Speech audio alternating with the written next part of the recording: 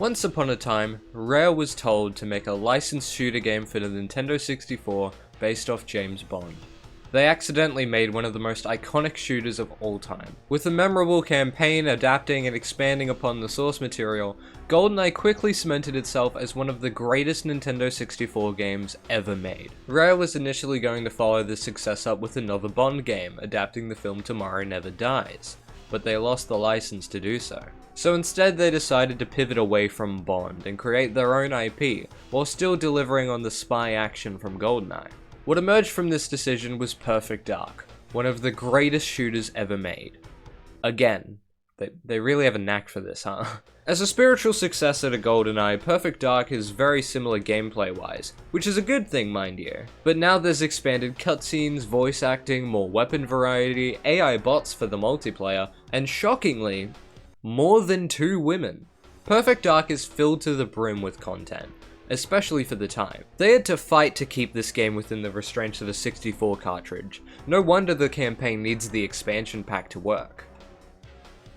I don't have the expansion pack. Sorry, I'm just calling my friend Vim. He says you should come by his lair sometime. He also says to like and subscribe and buy me a coffee. The struggle to keep Perfect Dark within Nintendo 64 restraints is made abundantly clear with its graphics. Perfect Dark's engine is significantly improved from the Goldeneye engine, supporting real-time lighting, better animations, and allowing for higher quality textures. And maybe it's just because of the textures, but the models also look improved from Goldeneye. The animation definitely is though. Motion capture was used to create much stronger animations than that of Goldeneye. This helps the newly added cutscenes become much more fun to watch because the animations feel more lifelike, especially for the time. I'm a big fan of these animations. They're not perfect by today's standards, but they're still really charming. The visuals were enhanced across the board, making every room and every level feel that much more alive. These are massive levels with huge set pieces and detailed textures that all come together cohesively to create great scenes. All this improvement comes at a cost though, because while the visuals are fantastic for the time,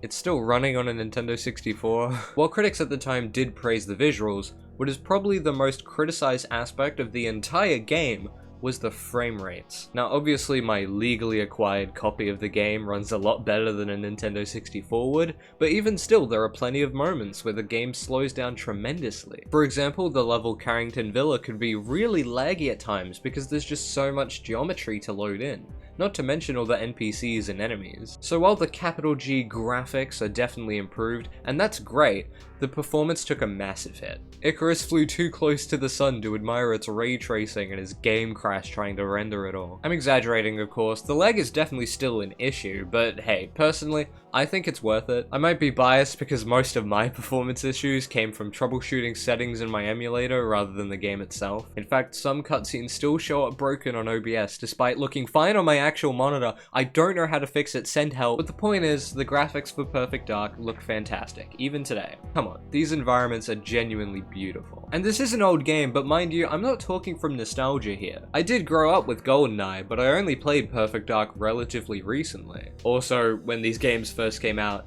I didn't exist. I am a baby. So no, it's not nostalgia.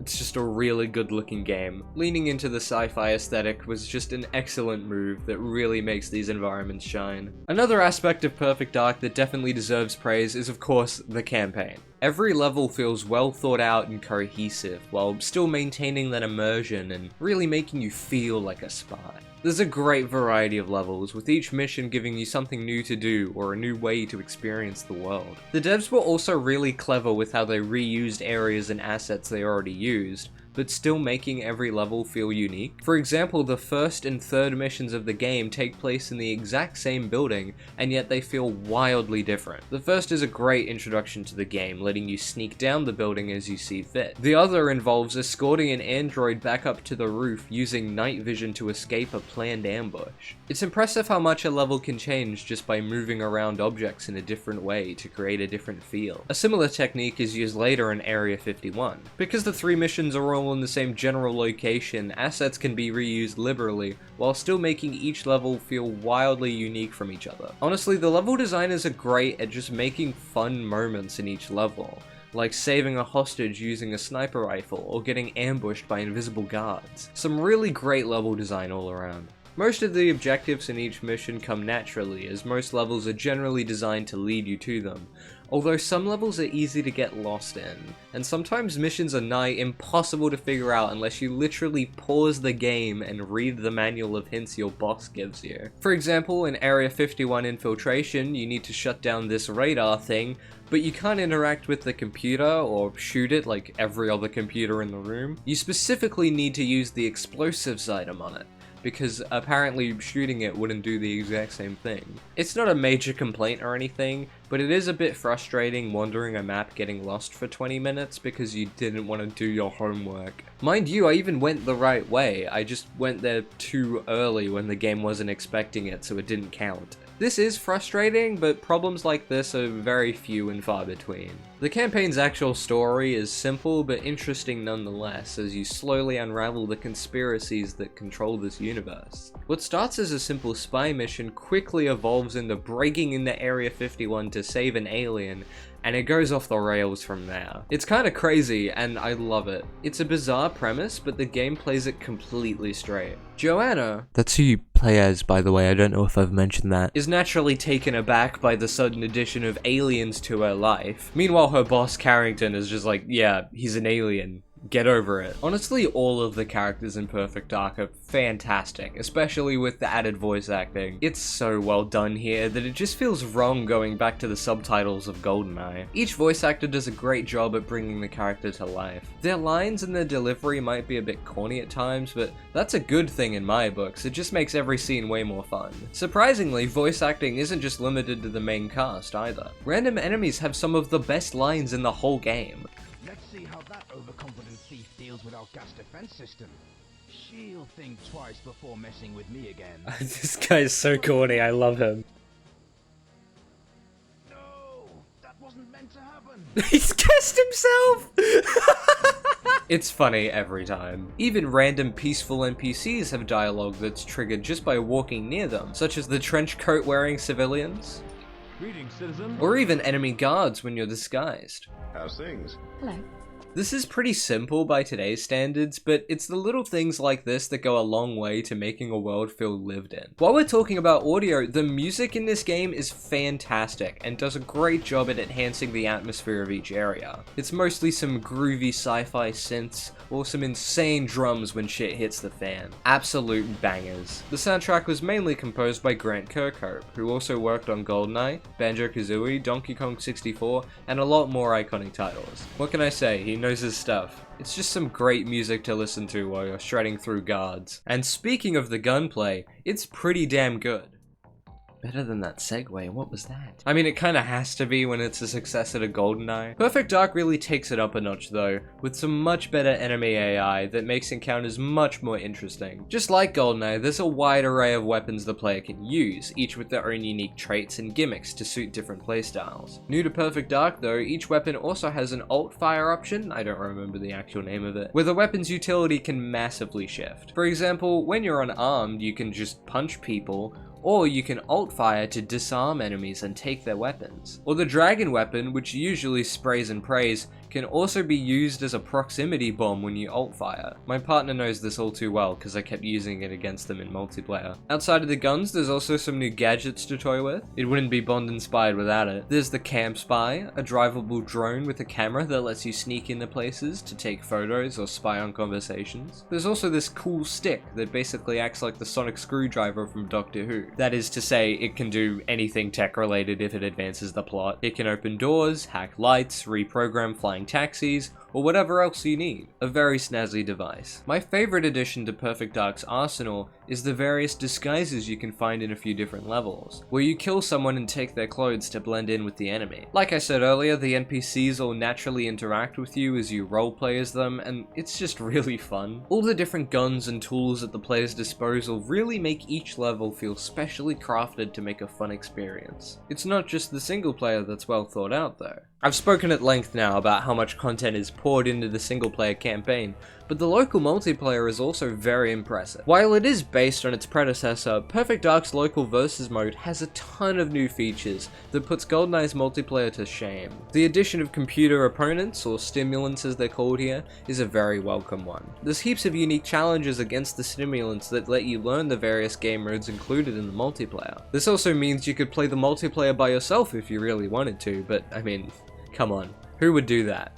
I actually did that back in the day, because I had no friends. But hey, in my defense, the multiplayer mode is the only thing you can play on this thing without the expansion pack, so I really had no choice unless you count options as a game mode. The various modes or scenarios include your standard combat, king of the hill, capture the flag, holding a briefcase for as long as possible, hacking a terminal while getting shot at, or having the whole lobby target a single randomly selected player. A fun variety of different modes. I think this is much better done than Goldeneye. That game had options, but it more or less boiled down to whether or not you wanted the golden gun turned on. I'm glad they put in the effort to try and make new modes, even if most people probably just pick ordinary combat. The variety of arenas is also quite nice. I always liked in Goldeneye seeing single player maps turned into multiplayer ones, so I'm glad they've done a similar thing for Perfect Dark, even if these maps are a bit more original this time. Goldeneye understandably was a bit more copy and paste with its multiplayer levels, whereas this game really reimagines its levels from the ground up. Perfect Dark even includes some classic maps from Goldeneye, including Temple, Complex, and Felicity.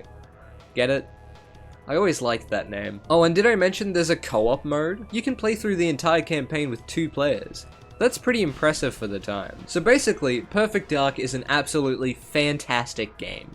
So where did it go? We all know the game industry, nothing ever stays a one-hit wonder for very long. Well, in 2005, Rare developed a prequel for the Xbox 360 titled Perfect Dark Zero. I haven't played it, so I know nothing about this game, except that it's a prequel and it plays like every other 360 shooter. That is to say, not very good. From what I can tell, the inspired art design of the first game has been stripped away, focusing on capital G graphics rather than any actual style. I hear it also just plays like shit. Oh, also Joanna has red hair now. No idea why. In 2010, that's 10 years after the original release, 4J Studios spent a year remastering Perfect Dark, with higher quality models and textures, as well as rewriting much of the code to allow for Xbox Live compatibility. Unlike Perfect Dark Zero, the team behind the remaster actually did a pretty great job at retaining the major strokes of the original game's art style, albeit obviously much higher definition and with better models. It's pretty fun. I haven't seen much of the campaign in this version, but I play the multiplayer with my partner pretty regularly, and it's as fun as always. Then, in 2020, a complete remake and reboot of Perfect Dark was announced at the Game Awards. It looked alright. It was definitely a bit more on the generic side, but I liked how the trailer emphasized the change in direction from the more outlandish alien government conspiracies to a more grounded story about corporations profiting off natural disasters and alike. It seemed pretty cool, but I guess we'll never know. In July 2025, pretty recently, the game was announced to be cancelled after a round of layoffs by Microsoft. This wasn't even about Perfect Dark, this was just Microsoft being greedy. According to Windows Central, despite a market capitalization of $3.36 trillion and CEO packages in the tens of millions, Microsoft announced that it's cutting 9,000 workers worldwide. 9,000! And you want to know why? Come on, it's been all over the news, you know exactly why. And if you know me in real life, you know that this is a huge pet peeve of mine. It's the same reason everything tech related is going to shit. Say it with me, folks. It's AI. Microsoft has laid off over 15,000 employees as part of its $80 billion pivot to AI. I think the Perfect Dark series perfectly encapsulates the state of the games industry in each period. While game development is always extremely difficult, the original game had a small team of dedicated people who were extremely excited to bring their vision to life, and luckily they had sufficient time and resources to do so. And so came out a well thought out, unique experience that you can't quite get anywhere else. Perfect Dark is one of the most Xbox 360 looking games I've ever seen, during an era where every shooter ever looked exactly like this. I mean, it is somewhat impressive that it even exists. According to an interview with Eurogamer, Zero had only 25 people working on it for most of the project, but ultimately it just kinda comes off as a cash grab that doesn't quite reach the heights of the original. Then of course there's a remaster, because nothing makes money like nostalgia. Don't get me wrong, it probably needed the remake to fix the controls, make it look better, and make it run a lot nicer for the next capital G generation of capital G gamers, but it's still just another remaster. It's just not that interesting. Then of course we have the modern day, a reboot of a familiar IP announced far too early into development with creative differences behind the scenes and I bet a shit ton of crunch, all to work on a project that ultimately never gets finished because of layoffs. And of course, the disgusting stench of AI is all over this story. Corporations will do anything to stay rich and powerful. Somebody should really make a video game about that. Sorry for the brief rant. I'm just upset with the state of modern Perfect Dark, if there even is such a thing. It's just such a shame that an incredible game that still holds up so well today just can't be replicated. I mean, with everything I've just told you, I think it's pretty obvious why this series failed.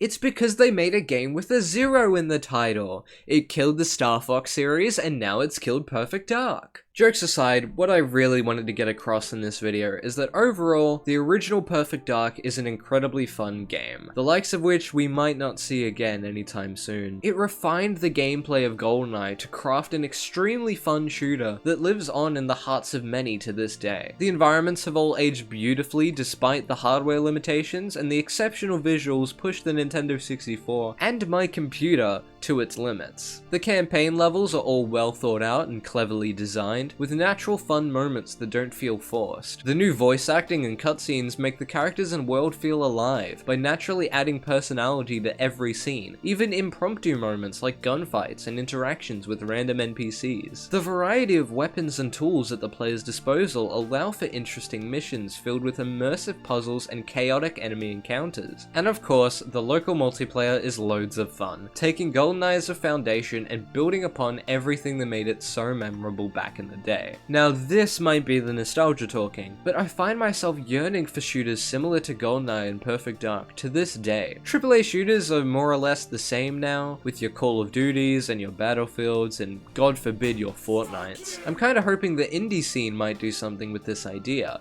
and make a retro shooter inspired by the classics. There's plenty of indie games inspired by retro shooters, like your Quakes, your Dooms, your Halos, your Half-Lives, but none quite scratch that same itch that these games do. If anyone happens to know some indie games that are similar in style or in gameplay, please leave some recommendations in the comments. This isn't just engagement bait, I genuinely would love to find more games like this. All in all, Perfect Dark is a phenomenal game, which is why it's so devastating to see that the series might be gone for good. I would love to see another game tackle the Perfect Dark IP, not just trying to generalize it for mass appeal, but really digging into the original game to find what made it tick, and expanding on it just like the original team did with Goldeneye. The original Perfect Dark had so much character and charm, with unique aesthetic choices, world building and tone that was just lost with future entries in the franchise. I would love another game that's as great as Perfect Dark, but it seems less and less likely that that's going to happen. Although, with Perfect Dark being added to Nintendo Switch Online, which is a miracle in its own right, and all the news about the cancelled remake, who knows? Maybe there are more people out there longing for Perfect Dark to return. In the meantime, at least I can happily replay the original game to my heart's content. Moral of the story?